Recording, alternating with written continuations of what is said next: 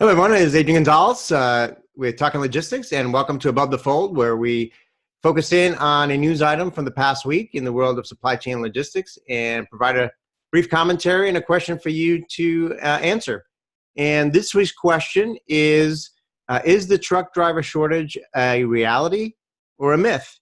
Now, ever since I've been in the industry, 20 plus years, there's always been this consistent narrative that there's a truck driver, shortage. And if you look at data from the American Trucking Associations, they say that, if current trends continue, we can have up to 174,000 drivers short in the industry by, 2026. However, there was a report that was published last week by the U.S. Bureau of Labor Statistics titled, "Is the U.S. Labor Market for Truck Drivers Broken?" And they kind of reached a different conclusion. I'm just going to read kind of their concluding paragraph here. As a whole, the market for truck drivers appears to work as well as any other blue labor market. And while it tends to be quote unquote tight, it imposes no constraints on entry into or exit from the occupation. So basically they're making the case that, just like manufacturing, just like construction, the truck driver market seems to be operating under the same principles, that there's nothing, especially unique about the truck driving industry. And that basically, basic laws of supply and demand will apply. That if you pay higher wages, you should see, the supply increase in the industry.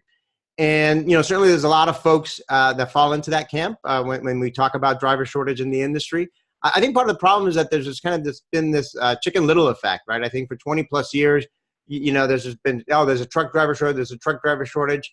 But when I talk to a lot of shippers, they say, yeah, I hear that all the time, but I still get my product from point A to point B over the past 20 years. So, so I think that's one area. I think one of the things that this study in particular didn't take into account is that, the truck, particularly long haul trucking, is there are some unique characteristics to it, right? I mean, it's not like someone from a manufacturing job or a construction job can just walk in and start driving a truck tomorrow. I mean, they have to have a CDL license, they have to pass, they have to have a clean driving record, they have to pass drug tests. In fact, when you talk to a lot of the carriers, they say they reject, 9 out of 10 applicants, for the job. So I think there's some unique, characteristics there that I'm not sure the report from the Bureau of Labor Statistics took into account. And then there's another, fact too, that, this is an aging, population. If you look at 2013 data, there were more drivers 65 or older, 6.1% of the truck driving force was 65% older than there were 20 to 24-year-olds, which was only 4.9% of the market.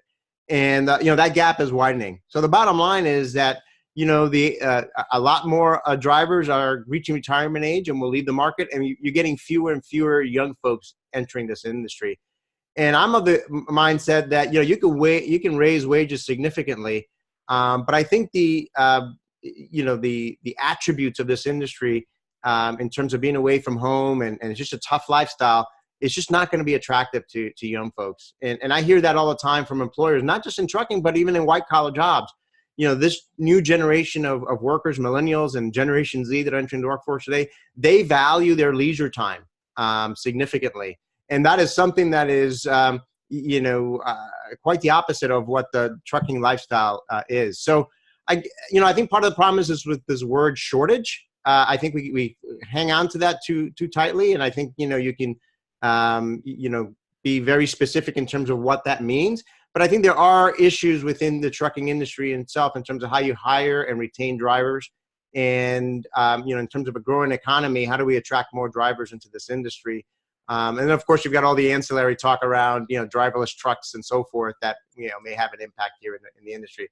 But anyway, what's your perspective? What's your view on the market? If you're a shipper, if you're a carrier, if you're a third-party logistics provider, we'd love to hear your reaction to this last week's report and what your perspective is about the market. So post a comment and let me know. Look forward to it.